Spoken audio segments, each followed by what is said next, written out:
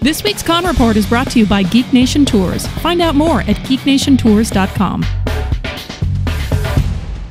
I'm Bret Filipek of the Slice of Sci-Fi podcast, and I'm here with Joe. Joe is a Lego builder of some sort? That's right, yeah. I'm a member of the Cactus Brick, which is a group of Lego enthusiasts here in Phoenix Valley. And we just get together about once a month. We plan layouts like this, build different things, go over techniques and stuff. And we started this plan about 6 months ago or so. So this is 6 months of building, or 6 months of planning? How long does it take to build? Actually, a lot of, it depends on the unit. I mean, some of us are more skilled than others and can go pretty fast. Have you ever taken the time to figure out exactly how many thousands of bricks you have here? And are these aren't just all yours, are they? No.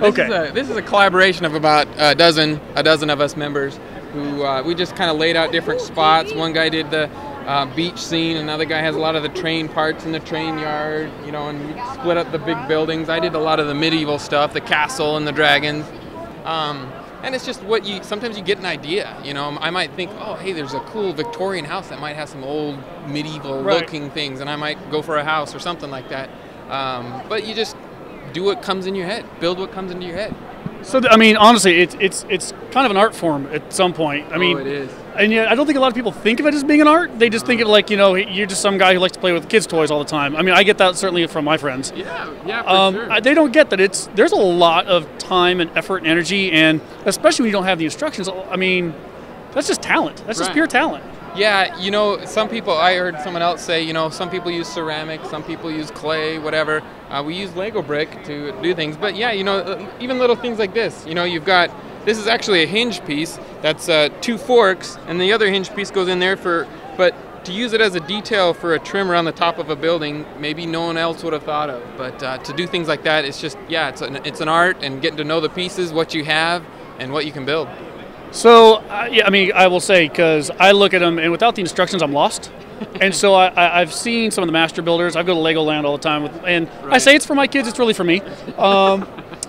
So, you know, I've watched the master builders build sometimes, and the ability to sit there and look at something that's a pan, right? And they're like, oh no, I can make it into this widget, and it totally fits.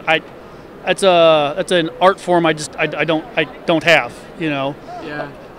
Just getting to know the pieces and how they can fit together, because there is actually a tremendous amount of different ways. You know, we're used to just sticking the bricks on top of each other, but there's different techniques. Some people come, you know, studs not on top when you're laying them sideways. In fact, all these roads, they're all Lego, and it's not the smooth pieces, but they're actually the bricks laying sideways. Oh, yeah. So see the studs that we're so used to seeing built this way, but you just build it sideways, and you got a nice flat surface, and you can have nice thin lines and make a good road. Perfect example. In a million years, that would never have occurred to me. Yeah. In a million years, never have occurred. Yeah.